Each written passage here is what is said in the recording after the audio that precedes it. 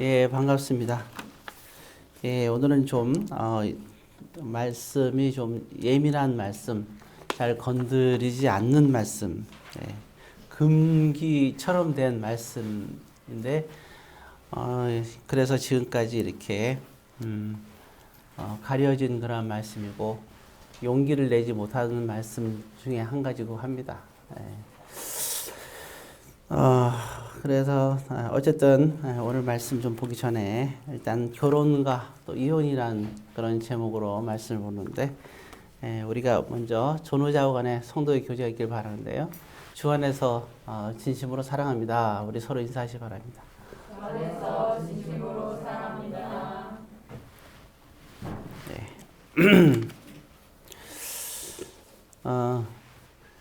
우리는 전통이라는 게 무시 못하죠. 그래서 우리는 유교적인 정신을 갖고 오면서, 우리 그런 것들 있잖아요. 신앙생활에는 균형이 있어야 되거든요.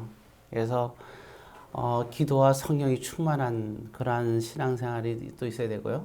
기도가 충만해야 되고, 또 우리가 말하는 보통 이제 충만한 그런 열정이 있어야 되고, 뜨거운 열정이 있어야 되고, 또 한간에는 말씀이 우리가 아주 단단히 기초를 서 있어야 되는 이 균형을 이루어야 되는 시대입니다. 근데 우리는 굉장히 우리 알겠다시피 굉장히 그런 고집이 센 우리 민족이잖아요. 자부심이 강하고, 그쵸? 옛날에 또 동네 어른들 보면, 유지들 보면 삭가 딱 쓰고 말이죠. 아주 유교 같은 정이 튼튼해서 기독교 그 당시에는 이제 처음에는 이제 천주교 카톨릭이 먼저 들어왔어요. 근데 이제 요즘의 카톨릭하고 그때 카톨릭은 다릅니다. 그 당시에 카톨릭은 천주교를 말하는 거죠. 카톨릭은 사실은 우리가 카톨릭에서 천주교하고 우리 개신교하고 원래 뿌리가 하나로 계속 이어져 왔던 거예요. 중세시대 때는 같이 뿌리가 이어져 내려왔는데, 갈라지게 돼요. 서로 변질이 되면서. 그러니까, 우리 초창기 때 이런 거는, 왔을 때는 서로가 그런 큰, 어떤 교리적인 차이가 없었는데, 나중에, 천주에서 교리들이 만들어지면서 많이 이제 변화되기 시작했어요. 예를 들어서 두 가지가 제일 큰 이슈가 됐는데, 하나는, 이제 동성애를 인정하는 것이 그들이 처음에 이제 선택을 하고, 그러면서 또 두 번째는 이제 예수님 난 마리아를 이제 하나님으로, 거의 하나님으로 인정하게 되고, 이 두 가지가 결국 터지게 되죠. 그러면서 교리가 완전히 달라져서 지금은 옛날에 카톨릭과는 많이 차이가 있는 그런 상황입니다. 초창기에는 큰 차이가 없었어요. 교리적으로는. 참고로 여러분들이 이해하면 되고, 아무튼, 참, 그렇게 우리 기독교가 처음에 이제 한국에 들어오게 되는데, 굉장히 우리가 유교적인 게 크다 보니까 필요한 게 뭐냐면 두 가지였어요. 하나는 양반들 같은 경우는 성령 하나님이 강하게 역사해야지만 그들의 마음이 변화가 될 수 있었던 거예요. 하나님을 받아줄 수 있었고, 그리고 또 한 가지 이제 이렇게 좀 이제 농사 짓는 분들, 이런 분들은 다는 아닌데 굉장히 술을 많이 드셨거든요. 어마어마하게 드셨어요. 보면은 주로 보면 탁 그렇잖아요. 그죠? 얇은 소매 막 우리 상상하면 영화 같은 거 상상하면은 막걸리도 독으로 막 버크버크 마시고 막 그러잖아요. 그래서 문제는 그렇게 마시니까 이제 노름도 이제 노안기에 노름도 하게 되고 그러니까 가정이 엉망이 되고 삶 자체가 이제 되게 피폐되고 늘 가난의 연속이 되는 거죠.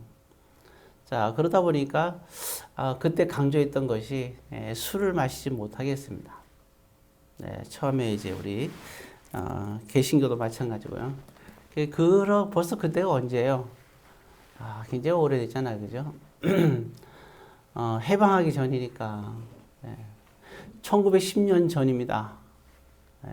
그 전에 벌써 그렇게 이제 그것이 우리 신앙의 뿌리가 그렇게 이제 내려온 거예요. 그래서 지금까지 벌써 우리가 20년 아니에요? 1910년으로만 1900년만 따져도 세월이 이렇게 많이 지났습니다. 자, 이런 오랜 세월이 지나면서 지금에 있어서는 이제 많이 달라졌죠.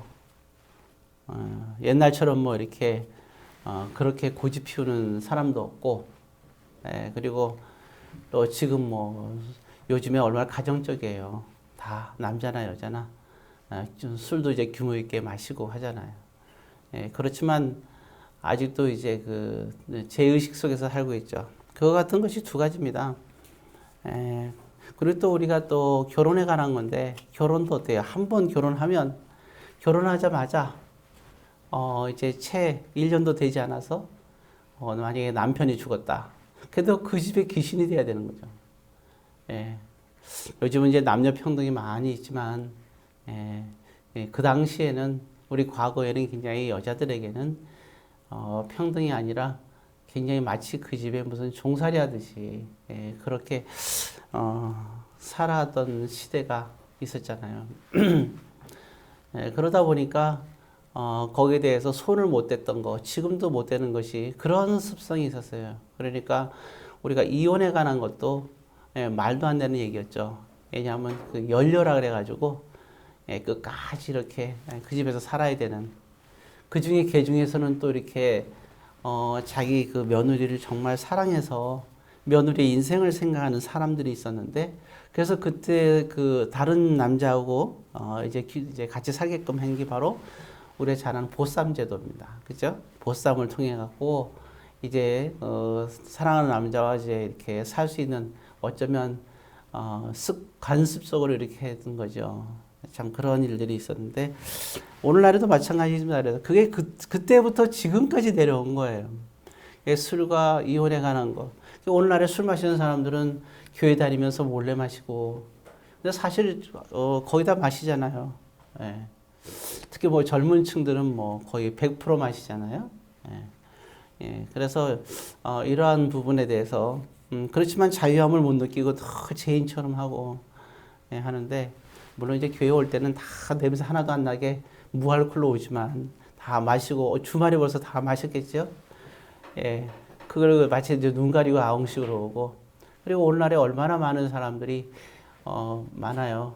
또 5명이 걸어가면 그 중에 1명이 다 이혼한 이 시대를 우리는 살고 있는데도, 그러면 또 이혼했다 재혼하는 사람도 많이 있고, 이런 식의 이 이혼에 가는 것 때문에 이혼했다는 그 하나로 얼마나 떳떳하지 못하고 사람들한테 손가락질도 받고, 그리고 괜히 죄 지은 것처럼 그렇게, 특히 교회에서는 더 그런 게 많잖아요.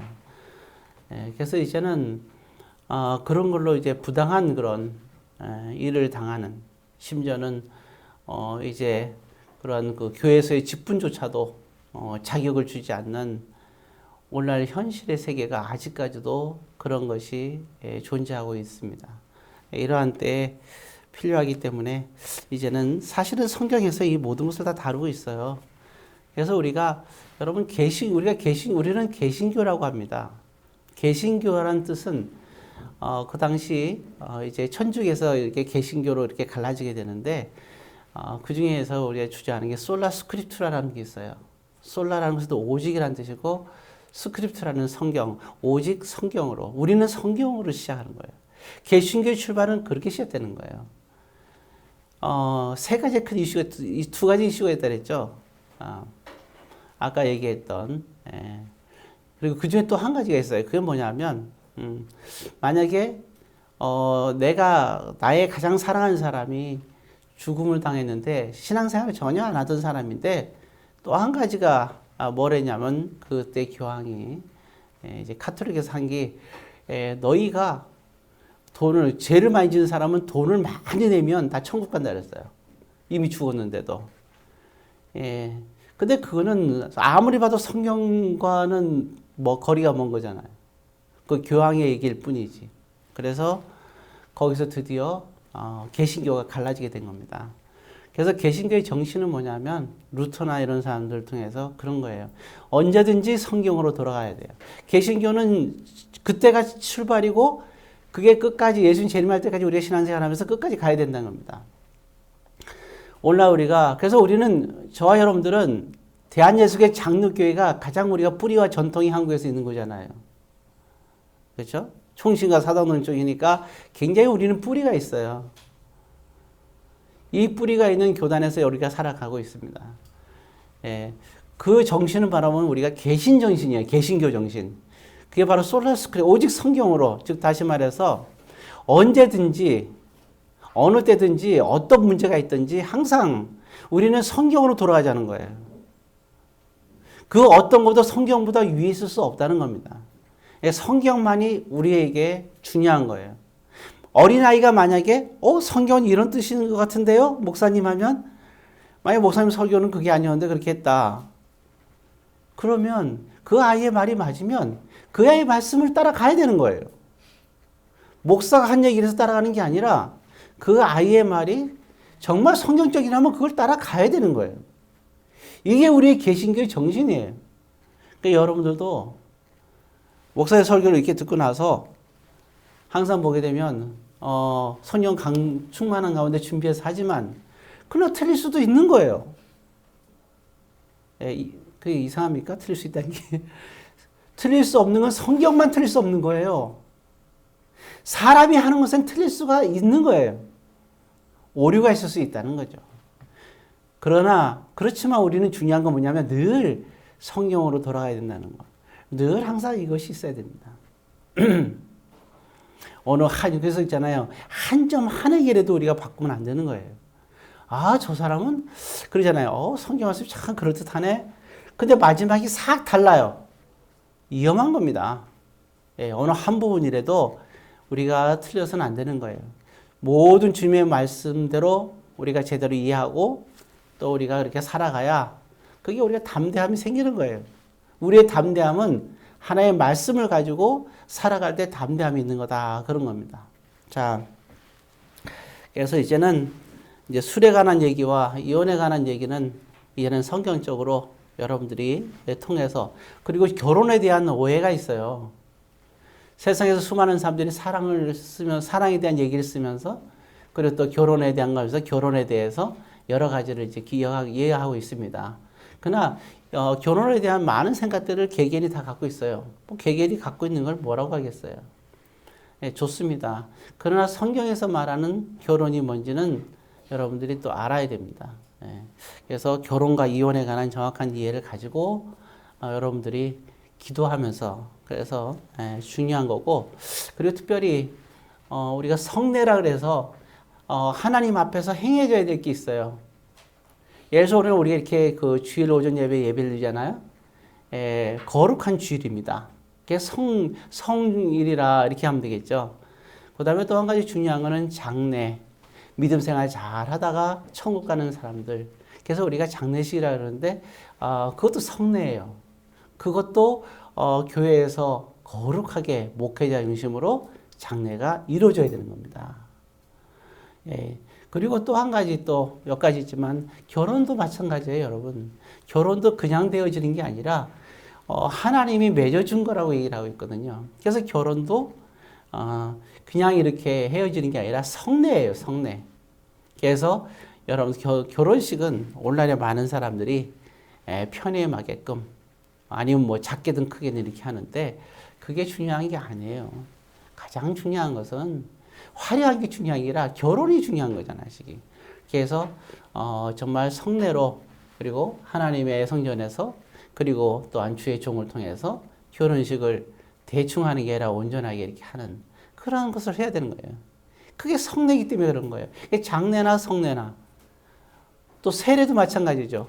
세례는 혼자서 하나님 저 세례 받게 해주세요 하면 그거 와서 전 세례 받았습니다 하고 성찬식을 떼나요? 아니죠. 성찬식을 뗄 때 가장 중요한 게 세례잖아요. 그래서 세례도 거룩한 성전에서 같이 하는 겁니다. 성례는 이와 같이 이제 하나님의 이름으로 하는 것입니다. 그래서 여러분들도 앞으로 이러한 것들을 잘 이해해서 성례가 무엇인지를 좀 이해했으면 좋겠습니다. 자, 그럼 이제 일단 간단하게 이제 술에 대한 얘기는 벌써 몇 번 얘기했었는데 술에 대한 정의를 그렇습니다. 술에 일단 첫 번째는 술에 대한 것은 마셔도 괜찮다는 걸 말씀드리고 예수님도 술을 즐겼어요. 성찬식이라는 거는요. 예수님이 마지막 날 이렇게 술과 음식을 같이 드시면서 이 날을 기념하라 그러면서 그 술을 내 피라고 얘기한 게 바로 성찬식이에요. 근데 이렇게 술과 이렇게 음식을 항상 마셨어요, 제자들하고. 이렇게 항상 마셨는데, 그럴 때는 그 전에는 성찬식이라는 개념이 없이 그냥 마신 거예요. 그냥 편안하게 음식을 먹은 겁니다.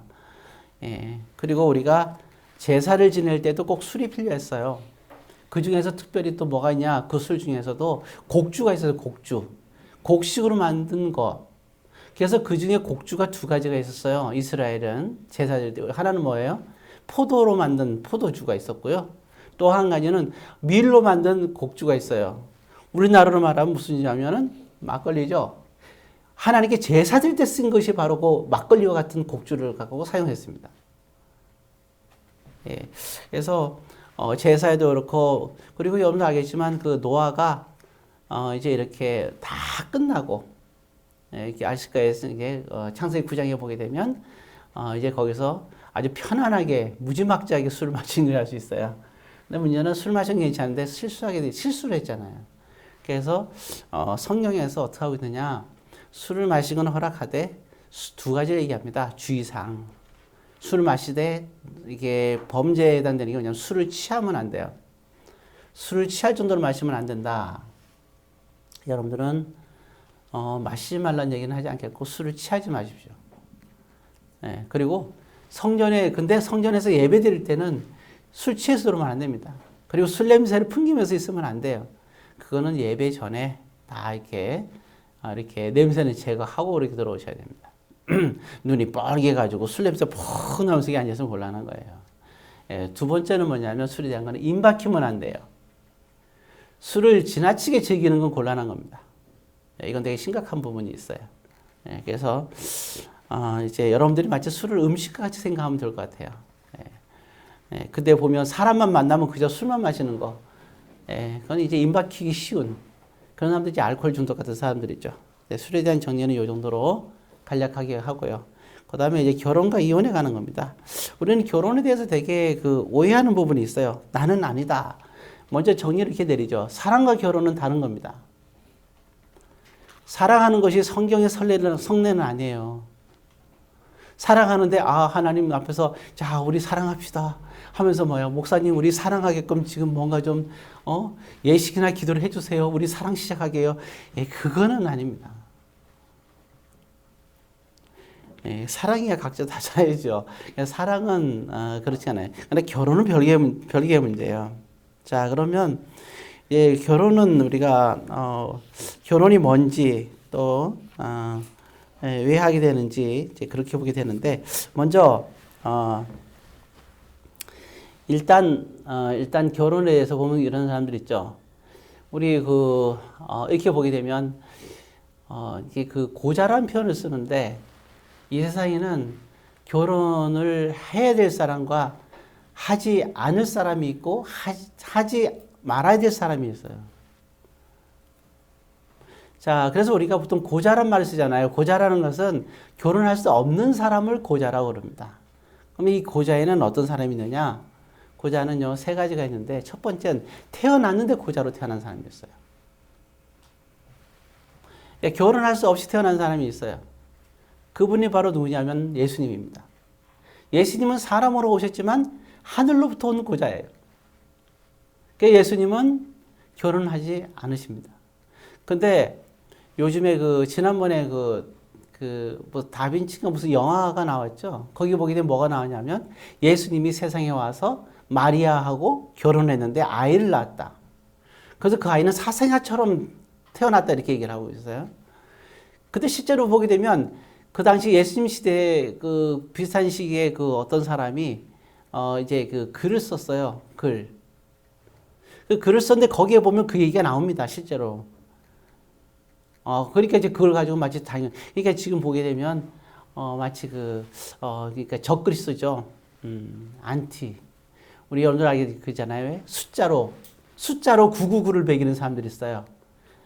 그래갖고 옛날에 어디에요? 무슨 놀이공원 같은 데 보면 처음에 여기 막 손에다 막 찍고 들어갔다 나왔다 하는 경우 있었죠. 그죠? 그러면서 그거 갖고 뭐라냐면 이거 가인의 표다 막 그러고. 뭐 어떻게 계산하니까 뭐 666이 나오더라 그러면서 뭐 막이라 그러고 심지어는 어떤 그 누구죠? 서태진가 노래 부르는 거에 보면 테이프를 뒤집어서 들으면 뭐 무슨 이상한 마귀의 소리가 들린다는 둥 거기에 뭐 666이 있다든 그런 얘기를 하는데요. 그 666은 그렇게 눈에 보이는 게 아닙니다. 아무튼 그런 부분들을 얘기를 하는데 자 그래서 어쨌든 그 예수님은 그렇게 결혼하지 않으셨어요. 막달라 마리아하고 마리아하고 결혼하지 않았어요. 예수님은 하늘나라부터 보좌입니다. 분명히 우리가 이해를 해야 되고요. 그 다음에 두 번째는 사람이 만든 고자가 있어요.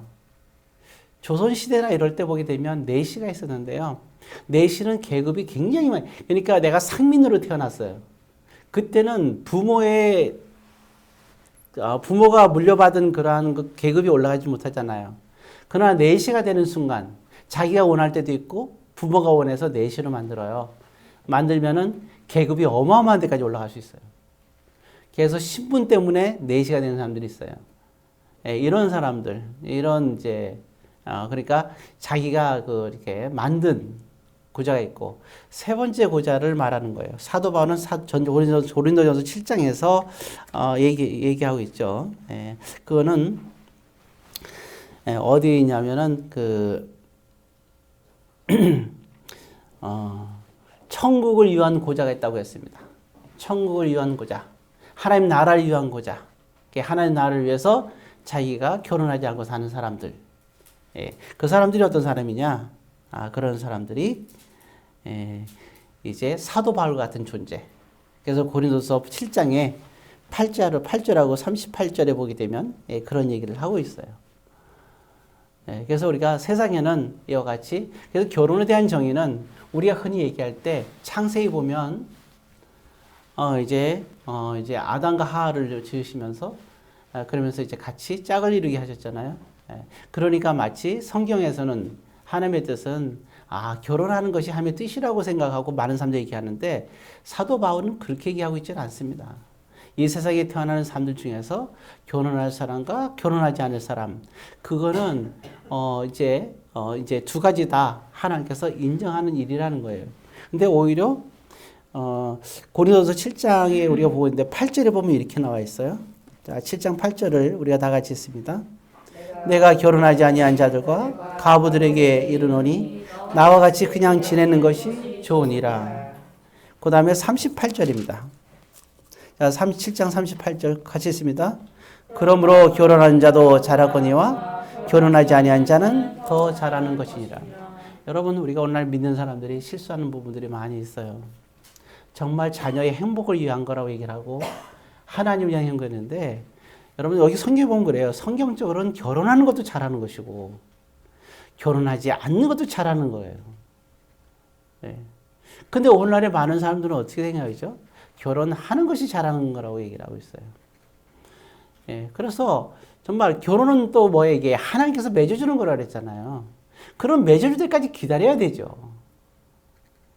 근데 우리는 사랑한다고 해서 우리가 너무 무분별하게 결혼하는 경우가 있어요. 제가 이제 결혼 사랑하기는 다르다고. 결혼은 하나님께서 맺어주는 겁니다. 그래서 우리가 봤을 때 결혼을 해야 될 때가 있고 또 우리가 때로는 어떤 사람들은 하지 않아야 될 때가 또 있는 거예요. 그거는 이제 어떻게냐 하나님 나라를 위한 것은 본인의 선택이죠. 근데 오늘 그 바울은 그렇게 얘기하고 있어요.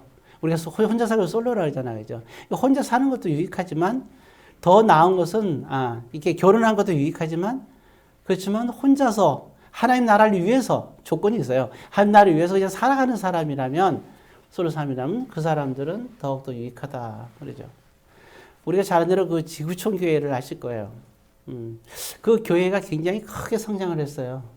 성장의 요소를 우리가 이제 찾아봤어요. 근데 놀라운 일이 있었어요. 그 지구촌 교회가 성장하는데 그 당시 교회 성장을 많이 할 때 거기에 젊은이들이 많이 거기는 이제 역할을 했는데 그분들이 그 교회가 성장할 때까지 대부분 다 결혼을 하지 않았어요. 참 그런 걸 보면서 와 이건 굉장히 놀라운 일이다 하는 드는 생각이 들긴 했어요. 그러니까 그 사람들은 지금은 물론 이제 결혼했는지 아닌지 모르겠지만 교회가 성장할 때까지 그런 통계를 보면서 참 많은 걸 생각하게 합니다. 자, 그런데 중요한 것이 있습니다. 그러면 도대체가 결혼을 하라는 거냐 말라는 거냐? 분명히 전 전제를 말씀드렸어요. 하는 것도 잘하는 것이고 안 하는 것은 더 잘하는 것이다. 이제 여러분들은 그런 정리를 할 필요가 있고요. 그러니까 우리가 오해를 하면 안 돼요. 마치 하는 거 우리는 어떻게 알고 있어요? 우리가 결혼 안 하면 안 되고 그리고 결혼하는 것이 더 낫다라고 얘기를 하는데 그거는 성경하고는 별개의 얘기입니다. 자, 그리고 그렇지만 꼭 결혼을 해야 될 경우가 있습니다. 이건 꼭 해야 될 경우예요.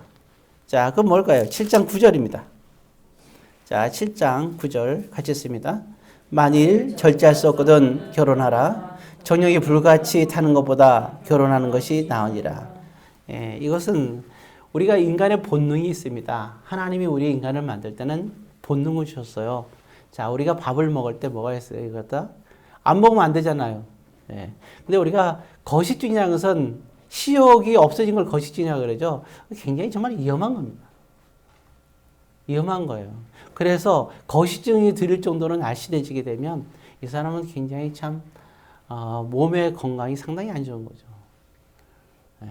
그러니까 여러분들이 거식증에 걸리게 되면 이거는 하나님이 보실 때 정말 기쁘지 않은 거예요. 예. 어찌됐든 또 너무 많이 먹는 것도 미련한 거죠. 그러니까 우리가 너무 많이 먹어도 안 되고 또 너무 안 먹어도 안 되는 겁니다. 그러니까 여러분들이 하나님이 주신 이 몸을 중요한 건요.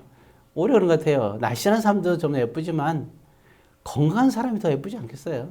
그러니까 여러분들은 행복감을 너무 남의 눈치 보지 말고 건강한 미를 좀 가졌으면 좋겠어요. 자, 어쨌든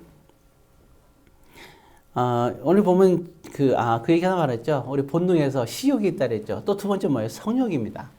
사람들은 성욕이 있어요. 그런데 나이가 점점 이렇게 지나면서 어느 시점에 이렇게 곡선이 올라갔다가 내려가죠. 맨 올라가는 순간에 이 성욕이 너무 커지는 경우가 있어요. 감당이 안 되는 거예요. 그건 이제 남자나 여자나 감당이 안 될 때가 있습니다. 만약에 그 성욕이 없다면 그건 사람이 아니죠. 나는 성욕이 없다. 무슨 그건 짐승들도 성욕이 있고 뭐에 비유할 수가 없어요. 성욕이. 근데 이거를 감당지 못하는 경우가 있어요. 나는 도저히 감당이 안 된다. 방법이 없어요. 그럼 그건 해결을 해야 되는 거예요. 성경을 통해서 하나님도 굉장히 관심을 갖고 있어요. 왜? 그렇게 만들었으니까 인간을. 그래서 그런 경우는 어떻게 되냐?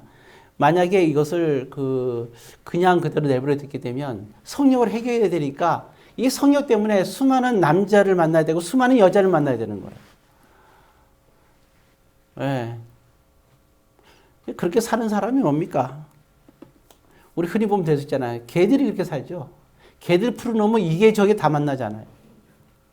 왜냐하면 개들이 죄가 있는 게 그렇다고 개복을 해요? 너는 죄 있는 개야 이렇게 얘기하나요? 우리가 어떻게 할 수 없잖아요. 어떤 집은 암개가 있는데 그거를 가둬놔요. 그래서 내가 그랬어요. 막 나가고 싶어 해. 왜 그러세요? 그러니까 얘는 나가면 안 된다는 거예요. 아무 개나 막 뭘 한대요. 그래서 안 된다는 거예요. 지금 생각할 때는 그런 거예요. 그 개가 왜 그럴까? 그 개가 성욕이 커서 그런 거예요. 그럼 개를 결혼을 시켜야지. 예. 근데 문제는 뭐냐면 그런 부분에서는 사람도 똑같다는 거예요. 그러지만 사람은 개가 아니잖아요. 그것이 강하다면 그러면은 어떻게 되냐면 만약 자기를 절제했으면 상관이 없어요. 절제할 수 있으면 규모 있게 절제하고 사랑하고 그렇잖아요. 그러니까 문제는 뭐냐면 사랑하면서 성욕을 해결하면 괜찮은데 문제는 거기서 해결이 안 되는 거예요. 그러니까 정말 이게 무분별해지는 거죠. 사랑이 없이도 그 성욕 때문에 그런 부분들이 있잖아요. 그러니까 이것이 하나님 보실 때는 이게 안 되는 거죠. 그러니까 어떻게 하느냐? 그러면 결혼을 하라는 거예요. 그래서 결혼을 해서 결혼하는 상담과 관계 속에서 이 문제를 해결하는 거죠. 여기 이것이 바로 뭐냐면 결혼의 출발입니다. 나는 그게 아닌데. 우리는 사실은 자꾸만 그런 걸 부정했기 때문에 문제가 되는 거예요. 그렇지가 않아요. 그럼 내가 그러고 나서 그런 성욕적인 부분에서 먼저 시작을 해요. 결혼은. 거기서 시작을 하고 그 다음에 그럼 나는 그럼 과연 단순히 우리가 결혼하는 것은 여러 가지가 있잖아요.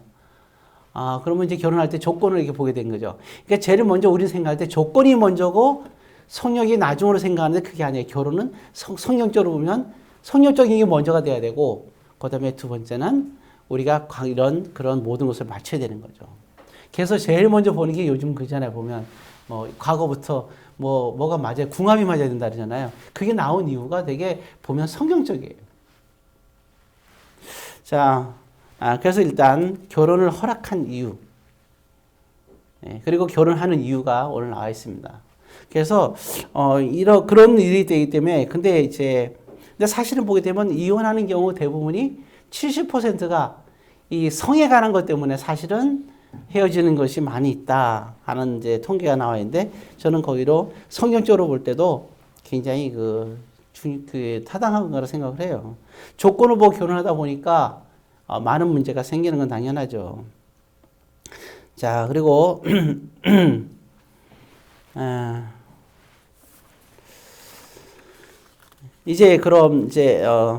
근데 결혼에 그런 우리가 보게 되면 결혼에 또 한 가지 중요한 게 있어요.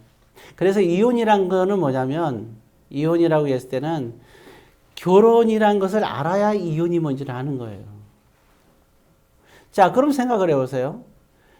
결혼을 하게 된 성경적인 원인이 뭡니까? 성역의 부분에서 그거를 해결 못하는 경우에 해결해야 되기 위해서 결혼을 시켰잖아요. 그러면 이제는 어떻게 돼요? 자기가 갖고 있는 성역을 누구한테만 해결해야 됩니까? 자기가 결혼한 사람을 통해서만 해결을 해야 되는 거죠. 그렇죠? 예, 그런데 지금 나랑 같이 결혼을 했는데 만약에 내가 아닌 내 배우자가 다른 사람을 통해서 만약에 성역을 해결했다. 예, 그럴 경우. 그래서 이런 경우에는 예수님께서도 7위 복음서에서 말씀하기를 음행을 했을 때는 이혼을 할 수 있다고 얘기를 하고 있어요. 자, 그런 경우가 되고 그 다음에 우리가 신명기 24장 1절에 이렇게 나와 있습니다. 신명기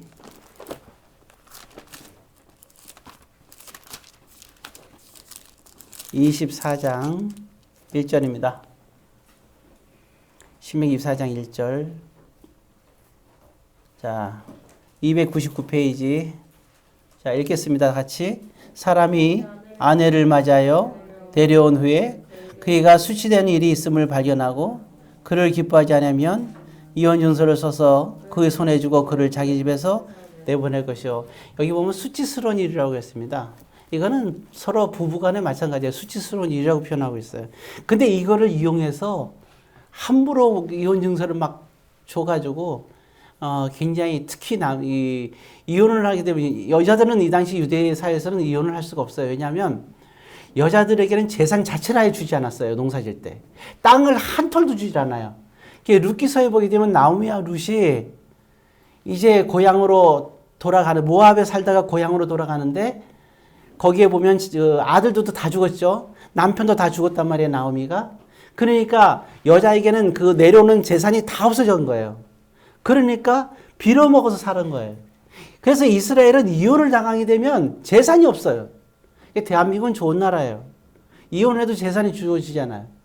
이스라엘은 재산 자체가 이혼하는 순간, 그러니까 여자에게 이혼은 꿈도 못 꾸는 일이에요.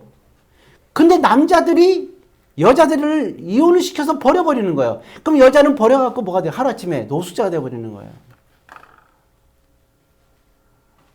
심각한 일이죠.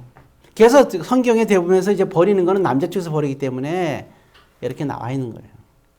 자, 그래서 오늘 여기 본문에 보니까 그렇게 나오죠. 근데 그 조건이 아무렇게나 함부로 하면 되고 수치스러운 일이 있을 때 그렇게 해라 그랬어요. 근데 여기에는 모든 걸 다 집어넣으면 안 되죠. 자, 그러면 이제 수치스러운 일이 어떤 건지 좀 간략하게 말씀을 드리겠어요. 우리가 잘 안 대로 창세기에 가장 그 결혼의 기본 원리가 있잖아요. 그죠? 창세기 2장에 보면 이렇게 나왔어요. 우리 잘 안 대로 남자가 뭐라죠? 무엇을 떠나? 부모를 떠나 그의 아내와 합하여 둘이 한 몸을 이룰지로다 이렇게 나와 있습니다. 자, 그러면 첫 번째 우리가 결혼에서 가장 중요한 게 조건이 뭐냐면 남자가 부모를 떠나야 돼요. 그러니까 결혼을 했는데 남자가 자기의 부모 때문에 여자를 힘들게 만들면 안 되는 겁니다. 결혼의 조건이에요, 이건요. 이거는 당연한 거예요. 그럼 당연히 그건 이혼 사유가 되는 거죠. 예, 굉장히 남자들이 조심해, 독립을 해야 돼요. 그리고 남자들이 또 중요한 게 뭐냐, 독립한다는 건 경제적인 독립을 말하는 거예요. 남자가 경제적인 독립을 못하고 계속 집에서 돈을 갖다가 쓰면서 가정을 꾸려 나간다면, 물론 이제 특별한 경우도 있겠죠. 예, 그러면은 정말 힘들어지잖아요. 예, 그런 거가 첫 번째고, 그 다음에 두 번째는 뭐예요? 둘이 한 몸을 이룬다 그랬어요. 예, 한 몸을 이룬다 그럴 때, 일단 보게 되면, 먼저 한 몸을 이룬다 그랬을 때 뭐냐면, 영적으로 하나가 돼야 됩니다. 예. 그래서 우리가 고린도서 7장 아까 봤는데 7장 23절에 뭐라 하냐면 결혼을 할 때 주의사항이 있는데 주 안에서 해란 말인데요. 이런 말이 나옵니다. 너희들은 결혼했을 때 남자에게 매여야 된다. 어쩔 수 없이 매여야 돼요. 예. 하와가 선악과를 따먹으면서 그때 하나님께서 이렇게 만드셨어요, 규칙을. 그래서 결혼하는 순간 여자는 남자에게 매여야 되는 겁니다. 이거는 남녀의 구별이 아니라 남자 여자의 차이예요. 여러분, 구별과 차이는 분명히 알아야 되는 겁니다. 그게 매여야 되는 거고, 그러니까 여자가 남자에게 순종을 해야 되는 거라 그런 말이고요. 그렇지만 중요한 게 있어요. 여기서 바울이 말할 때는 주 안에서 매여야 된다는 거예요. 주 안에서. 즉 사람의 종이 되어서는 안 된다는 거예요. 이 부분이 있는 거죠. 하나님, 우리는 왜냐하면 이유가 나오는데 우리는 하나님의 피값으로 산 성도라 이거죠. 그 아내를 하더라도 하나님의 피값으로 산 존재라는 거죠. 예. 예, 그런 부분들이 있고, 그래서 우리가 일단 영적으로 하나야 된다 그럽니다. 그건 기본 조건이에요. 그래서 만약에 이런 경우 있잖아요. 믿지 않는 사람과 결혼했을 때도 나와요. 고린도서 7장에 믿지 않는 사람과 결혼했을 때는 뭐라고 나오냐면 그렇게 나와요. 만약에 그 사람이 믿지 않는다고 너가 헤어지면 안 된다는 거예요. 남자나 여자나. 그러면 믿지 않는 사람들이 같이 살기를 원하면, 즉 우리가 신앙생활을 영적으로 잘 하는 그거를 내가 너가 하도록 도와줄게. 너가 마음대로 해. 다시 그러지만 나하고는 헤어지지 말자 그러면 그 사람하고는 헤어지면 안 된다는 거예요. 우리가 그 부분을 우리가 정확하게 이해할 수 있어야 돼요. 그렇지만 만약에 난 용납할 수가 없어. 너가 하나님 믿는 신앙생활 하는 거를 내가 용납할 수가 없어. 그럴 때는 그때는 이혼하는 것을 허락한다는 겁니다. 예. 그리고 또 믿는 자의 경우에요. 믿는 자의 경우에는 서로 믿는 자의 경우에는 서로가 버리지 말라는 거예요. 아까 얘기했다는 그 수치스러운 일이나 이런 게 있을 때는 모르지만 버리지 말라는 겁니다. 예, 그래서 우리 믿지 않는 사람의 경우는 굉장히 그 헤어진 데서 함부로 이렇게 할 수가 없는 겁니다. 예, 그리고 버리지도 말고 또 하지 못하는 부분이 있어요. 자, 그런데 이제 육적인 부분, 영적인 부분, 육적인 부분이 또 있는데요. 육적인 부분, 그거는 아까 영적인 부분 얘기했잖아요. 주 안에서는 말. 그리고 육적인 부분은 우리가 잘 되죠. 하나가 된다는 것은 성적인 부분입니다. 성적인 부분, 왜냐하면 아까 결혼의 의미를 얘기했잖아요. 서로 그런 부분을 해결하기 위해서 결혼이란 것이 존재하게끔 되는 거예요. 그러면 어떻게 되냐? 사도 바울은 고린도서를 통해서 성경은 이렇게 얘기하고 있어요. 그런 부분이기 때문에 생각을 해보세요. 만약에 한쪽이 어느 순간에 뭐 똑같을 수가 없잖아요. 두 사람 다 성적으로 이렇게 이게 충돌되는 게 아니잖아요. 두 중에 어떤 한 사람이 막 성적으로 막 이렇게 그 욕구가 일어나요. 그러면 그 욕구가 일어날 때 그 상대방은 욕구 일어나는 사람의 말을 무조건 들어주라는 얘기예요. 남자나 여자나. 그래서 남자나 여자나 상대방에 대해서 자기 몸을 이렇게 얘기했어요. 자기 몸을 자기가 주장할 수 없다 이렇게 얘기를 하고 있어요. 그런 부분에서 일단 이루어지는 겁니다. 그래서 우리가 육적인 부분, 영적인 부분, 육적인 부분을 그렇게 얘기하면 되겠고요. 그리고 또 아까 수치되는 일, 이제 이혼에 대한 조건이 아까 얘기했던 그런 영적인과 육적인 부분이 될 수가 있다는 거. 그리고 부모로 떠나는 감각. 그리고 수치되는 일이 있는데 그 중에서 가장 나오는 게 예수님 말씀 속에 나오는 게 음행이라는 겁니다. 아까 얘기했죠. 배우자 간에 서로가 성적인 부분을 자기의 그런 부부간에 하지 않고 다른 사람과 하는 거. 그것이 해당이 되고요. 그 다음에 또 한 가지 그랬어요. 아까 참 믿는 사람 가운데 버린다는 얘기가 나오는데 그렇게 얘기하고 있어요. 서로가 아무 문제가 없어요. 근데 내가 저 여자를 다른 여자를 사랑하게 됐어. 아니면 그 여자가 내가 육적으로 너무 좋아. 그러니까 내가 살고 있는 여자를 내가 버려.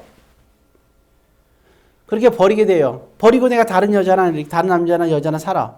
그러면 이거는 뭐라냐면 이건 간음하는 것이고 범죄하는 거라고 얘기하고 있어요. 그러니까 아무 문제가 없는데 버림을 받았어요. 너무 억울하죠. 벌은 받아갖고 또 이렇게 하는 경우가 있어요. 참 그러니까 이제 이렇게 그런 것들을 하는 경우에 되게 좀 오늘날에는 이제 우리나라도 간음 제도가 없어졌죠.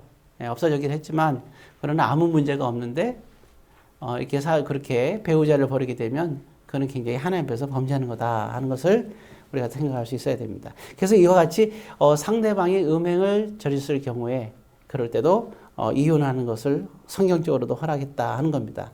아까 수치스러운 거라고 또 얘기 나왔는데요. 그 외에도 뭐 여러 가지가 있을 수 있겠죠. 결국은 그 음행이란 말할 때, 간음이란 말할 때 에스겔서 구약에 많이 나오는데 그 중에 한 예를 들면 나중에 찾아보시면 에스겔서 16장을 한번 여러분들이 보세요. 에스겔서 16장을 보게 되면 우상 숭배하는 것도 간음과 은행입니다. 예를 들어서 뭐 음란, 부정, 사욕, 악한 정욕, 탐심 이게 골로새 3장 5절에 나오거든요. 제가 한번 생각을 해봤습니다. 그럼 수치스러운 일이 뭘까? 예, 뭐 이렇게 다 생각할 수는 없어요. 근데 그 중에서 몇 가지 한 5가지 정도를 말씀드리고 그 외에도 더 있을 수가 있는데 그건 여러분들이 나중에 저한테 가르쳐 주면 고맙겠고. 첫 번째, 수치스러운 일이 있을 때는 그게 이혼적인 걸 생각할 수 있는데 술에 임박힌 거, 집사의 자격에 나옵니다. 예, 그러니까 그게 바로 뭐냐면 알코올 중독 같은 거. 예, 그런 경우죠. 두 번째는 구타하지 말라는 얘기도 나옵니다. 예, 막 남자가 여자를 여자가 남자를 패는 경우가 있는데 구타죠. 예, 그다음에 경제적인 파산, 도박을 했거나 아니면 이해할 수 없는 것으로 했던 경우. 그다음에 정신적 장애로 인한 분노. 예, 그리고 또 마지막으로 생각하는 부분이 동성애입니다. 내가 그 남자랑 결혼했는데 그 남자가 동성애자예요. 이건 수치스러운 일이죠. 자, 뭐 그 외에도 여러 가지 있을 수가 있겠죠. 그래서 오늘 제가 여러분들 말씀드리는 것은 다 행복하기를 원한 거예요, 하나님은. 그런데 우리가 또한 술을 마시는데 그거를 눈치 보면서 마시는, 그래서 나는 죄인인가 생각하는 그 죄의식 속에서 평생 살지 마시고 여러분들이 주 안에서 술도 마시면서 행복하고 기쁘게 살길 바라고, 또 이혼을 했다고 해서 나는 죄인이구나 생각하지 말고 우리가 살아야 됩니다. 그리고 참 한 가지 중요한 거 빼셨네요. 집사 될 자격, 권사 될 자격, 장로 될 자격, 목사 될 자격에서 가정을 잘 다스리란 말이 나옵니다. 그럼 그러자 이혼, 여기에 제일 많이 걸려요. 보니까 이혼한 사람들은 가정을 잘 다스리지 않아요. 그러니까 심지어는 그런 말까지 나오죠. 보게 되면 그러니까 자기 집을 다스리지도 못하면서 어찌 하나님의 교회를 돌볼 수 있느냐, 이 문제 때문에 고민하는 사람들이 굉장히 많아요. 사실 이게 디모데전서 3장 4절 5절 나오는데 이것만 찾아보고 말씀 마치겠습니다. 디모데전서 3장 4절 5절 339페이지입니다. 339페이지 디모데전서 3장 4절 5절입니다. 자, 같이 읽습니다. 자기 집을 잘 다스려 자녀들로 모든 공선함으로 복종하게 하는 자라야 할지며 사람이 자기 집을 다스릴 줄 알지 못하면 어찌 하나님의 교회를 도보려. 여러분, 가정을 잘 다스리지 못했다, 자격이 없다, 다스려라, 이 말은 부부간의 얘기가 아니에요. 이 디모데전서 4장 5절에 나왔죠. 자녀들을 잘 다스리라는 거예요. 그리고 이게 디도서 1장 6절에도 나옵니다. 장로의 자격을 얘기하면서 가정을 다스리라는 말이 나올 때도 이때도 자녀들이 방탕하거나 비난을 받거나 불순종한 일이 없는 믿음의 자녀가 되도록 가르쳐라. 이게 자녀에 대한 다스림이고요. 디모데전서 3장 4절 여기 보시다시피 이때 어찌 하나님의 교회를 다시 돌보리 할 때도 자녀들이 모든 공손함으로 복종하게 하라, 이런 얘기입니다. 그래서 이혼한 거와 가정을 잘 다스리는 이 자격에는 아무 상관이 없어요. 그러니까 여러분들이 이제 이혼했다고 해서 사회생활에서도 여러분들이 대한민국이나 전 세계에서 여러분들이 성경에 근거한 분명한 이혼이 되었다 하면 여러분들은 부끄러움이 없습니다. 그리고 여러분들이 만약에 이혼을 하게 되더라도 하나님 맺어진 걸 이혼하면 안 되겠죠. 그러나 만약에 이혼을 하게 되더라도 오늘 이 상대방의 수치스러운 일 때문에 또한 이해를 하게 되고 하나님 나라와 의를 위해서 영적, 육적의 온전한 결혼의 삶이 아니라면, 그렇잖아요? 아니면 또 부모를 떠나지 않고 거기서 수많은 괴롭힘 속에서 노예처럼 사는 사람이라면, 예, 그런 가운데서 이제 여러분들이 이혼을 했다면 여러분들은 당당하게 사회에서 피해자일 뿐만 아니라 하나님 보실 때도 안타까운 거예요. 그렇게 여러분들이 그렇게 불행하게 살기를 원하지 않습니다. 진정으로 행복한 여러분들이 가정을 이루기를 원하시는 거죠. 자, 이제 말씀을 맺습니다. 앞으로 더 이상은 여러분들이 이혼에 대한 오해 때문에 나는 집사작이 있을까? 이런 생각하지 마시고, 이혼을 했다 하더라도 여러분 똑같이 당당하게 여러분들이 어깨를 펴고 세상에서나 교회에서나 여러분들이 살아가면 됩니다. 하나님이 인정하는데 누가 여러분들을 손가락질하겠어요? 당당하게 나는 이혼했으면 이혼했다 하면서 살고, 또 그러면서 여러분들의 마음을 열어서 더 좋은 남자를 만나고 더 좋은 여자를 만나서 행복한 가정을 이루고, 그리고 멋진 신앙생활을 하기를, 그리고 행복한 삶을 살기를 주의 이름으로 권면드립니다.